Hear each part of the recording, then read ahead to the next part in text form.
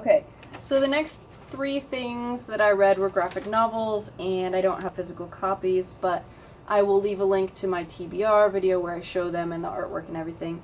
And that is The Way of Shadows, Rapunzel's Revenge, and Descender Volume 2. I had to think about that for a second. I enjoyed them. I gave The Way of Shadows 4 stars. Rapunzel's Revenge was a children's graphic novel. I gave it 3 stars. And Descender Volume 2 was a 3-star read as well. I was kind of disappointed. I really liked Volume 1 of Descender, and I thought Volume 2 was a little weaker. Oh, that's too bad. Yeah. I just assumed that it was just as good, because you were really excited about getting Volume 2. And I'm not sure if I was, like, in the wrong mood to read it because of the book hangover, or just that it was a weaker novel. Yeah. The other manga I read this month was Fairy Tail. I picked up chapter 1. This one's about wizards. It was chapter 1, so it's kind of trying to introduce you to the world and everything. So kind of hit some generic episode 1 notes of, this is who it is, underestimated the main character, right. all that stuff.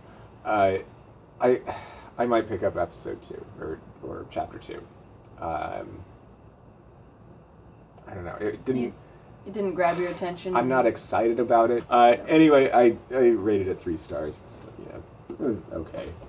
Okay, so after the kind of historical retelling of, Vlad the Impaler, I decided to pick up a sort of similar novel, and that is The Song of Achilles by Madeline Miller, and this is a YA historical, sort of historical retelling of Achilles and Patroclus.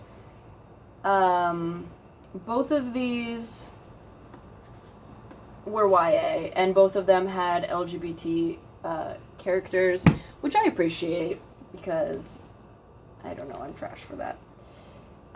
This book was not that great, but it was easy to read.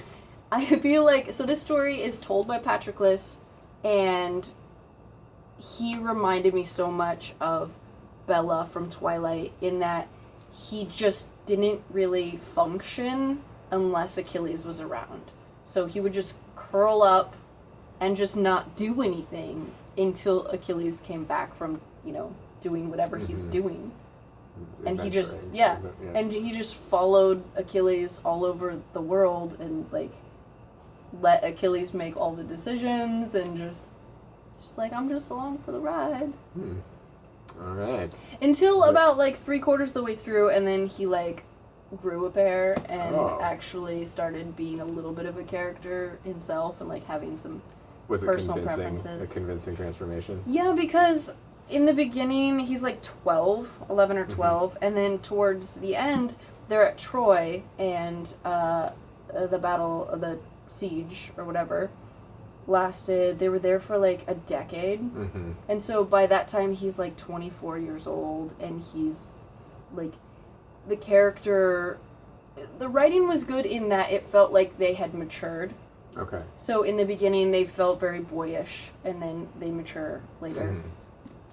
So it was believable, but then he totally just handed back his power or whatever, his balls in a sack to Achilles. Okay, I'm done. That was my one thing. And I had my moment. Yeah, you're in charge again.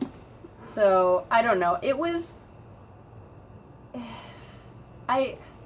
enjoyable. Right. And I gave it 4 stars because it was very much what I needed at the moment. Okay, so I'll actually talk about these at the same time.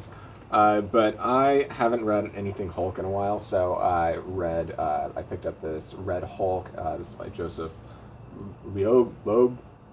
Anyway, this actually was great. I'm glad I read this. It wasn't such a great story, but it got me back into the Hulkverse. I struggle with it because it is a lot of they're much more emotional stories than people would realize or think with the Hulk, because it's always him dealing with his relationship with the Hulk. So it's a Banner and Hulk, and the relationship between them as entities, the relationship Banner has with the world, with the people he loves. Like that's the focus of Hulk stories generally, and it's not as much smashing as you would hope for sometimes. Not like the Avengers where he just smashes things. Right, yeah. So he works well on film as a side character. So I really dove into this one. There were a lot of like transformations. Like it seemed like everyone had some kind of like Hulk power underneath. Anyway, I read this one out of order, but I'm gonna grab some more Red Hulk stuff.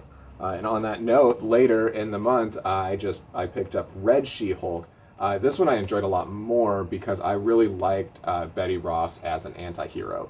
And this one was by Jeph Parker. Yeah, she worked really well as an anti-hero. And there's this character, Machine Man, that I had never seen before, but there's the two of them fighting each other there. But he's very interesting. He's almost kind of like a sort of a Data something of, and he's kind of going on an adventure with her, even though he's on the Avengers and they're trying to track her down because she's causing all this scientific sabotage of trying to make super soldiers, and so she's trying to stop it, and in not such a gentle way. So I know nothing about the Hulk verse. So is Red Hulk bad Hulk?